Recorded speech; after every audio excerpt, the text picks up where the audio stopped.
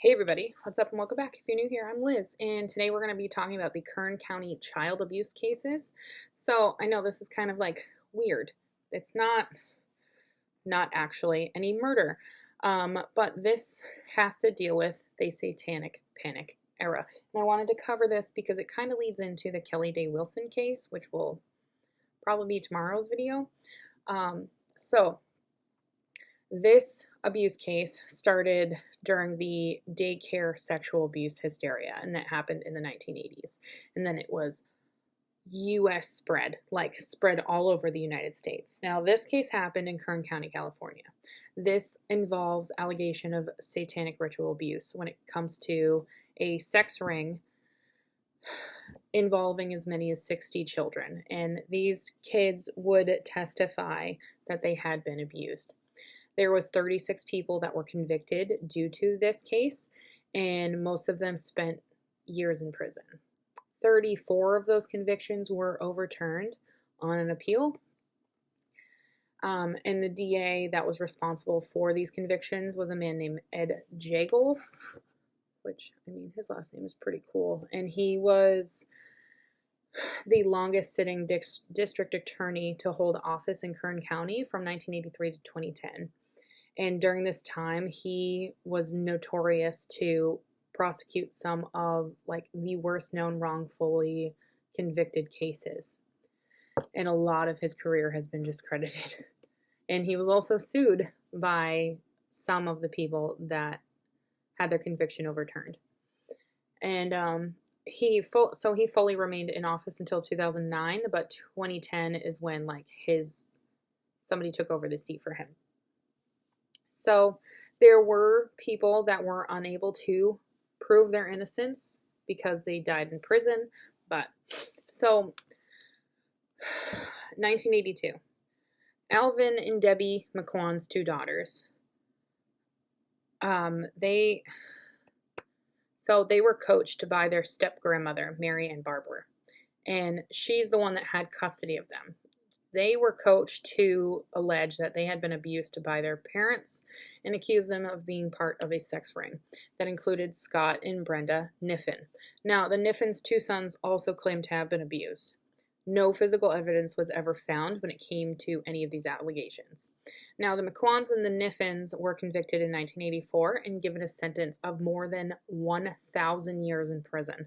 That's a whole lot of jail time. So, in 1996, these convictions were overturned and both couples were released. There was a TV movie about the Niffens that was broadcast on Lifetime in 2001, and this movie is called Just Ask My Children. So there was also similar cases throughout Kern County during this time. So one of them is which there was 5 young boys that their testimony was used as evidence in a trial in which 4 defendants were convicted. So John Stahl, he was a 41-year-old carpenter. He received the longest sentence of that group, which was 40 years for 17 counts of lewd and lascivious conduct. One of the accusers, Ed Sampley, stated that it never happened. Anything that they were being accused of never happened. So, and he said this in 2004 to the New York Times. He claimed that he had lied about Stahl, and John Stahl was in prison for 19 years before his conviction was overturned. Now, in 2009, John would sue Kern County, and he was awarded $5 million in compensation for a wrongful conviction. Now, the county paid ultimately $10 million in settlement claims made by former prisoners and alleged victims. There is a documentary when it comes to this case called Witch Hunt, and it emphasizes Stahl's case, and it was produced and released in 2007. So MSNBC also released a documentary concerning John Stahl and the Kern County cases together. So in 2004, Ed Sampley and 3 other former accusers returned to a courthouse where they had testified against John Stahl to begin with. And this time they said that John had never molested them. In their late 20s, each of them said that they always knew that Stahl never touched them. However, John's son has continued to say that he had been molested. And so that's the weird part about this case, is that all of the accused said that he didn't, but his son still says that he did.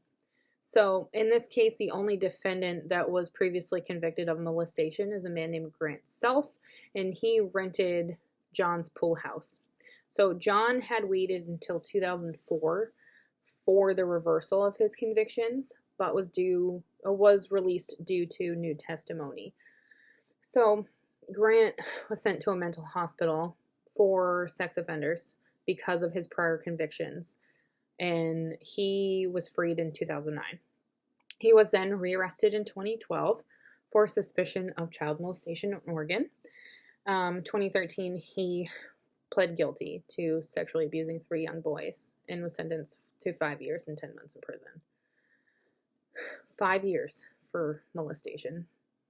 So prior to the start of this case, several social workers attended training seminars that emphasized satanic ritual abuse, or SRA, which is a lot of people refer to it as SRA, not saying the whole thing, as a major element of a child sexual abuse claim. And they used the book Michelle Remembers as training material. Now, Michelle Remembers is a book that was written about a girl that tells of her SRA and all of the abuse that she endured. Well, all of it is fictitious. She was coached to talk about this. It was proved that it wasn't true. And the the psychiatrist that helped her, Lawrence Pazder, they're the ones that co-wrote it, and it was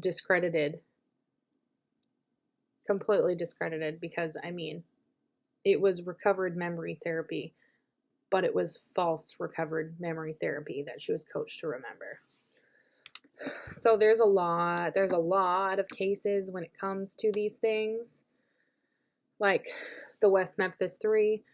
Then there's the McMartin preschool trial, the We Care Nursery School, the Fells Acres Daycare Center. Then we have, the Innocence Project, which the Innocence Project helps with a lot of cases like this. I do have plans maybe to cover the West Memphis 3. I know it's become more popularized now. I try to not cover popular cases when it comes to this stuff, because I feel like if you guys see cases that are swept under the rug and not overpopularized, it might be easier for you guys to understand, or to get more of it. You know what I mean? Like, I know I've gotten some feedback when it comes to my channel, and yes, I should cover more popularized cases, but maybe it's just my shtick that I need to cover less popular cases. Like, don't come for me. I know I covered Yolanda Saldivar. I know I did that. But I love Selena. That's why I wanted to cover it. Pamela Smart is another one, but she's from New Hampshire. That's New Hampshire true crime. Don't hate on me. Let's see. What's other popular ones? I wanted to cover Diane Zamora and David Graham for Valentine's Day, but I didn't. And the reason why I didn't is because it's highly popularized. So instead I did Michelle Avila and Shonda Scherer, and then I did Amy Carnival. I wanted to do cases that are lesser known and really get you guys to see what true crime is and what true crime cases that you're not hearing about are. So enough of my rambling. That is the Kern County child abuse cases. It's true crime, but it's not really like murder true crime. So I hope you guys enjoyed, and I will see you guys in another video.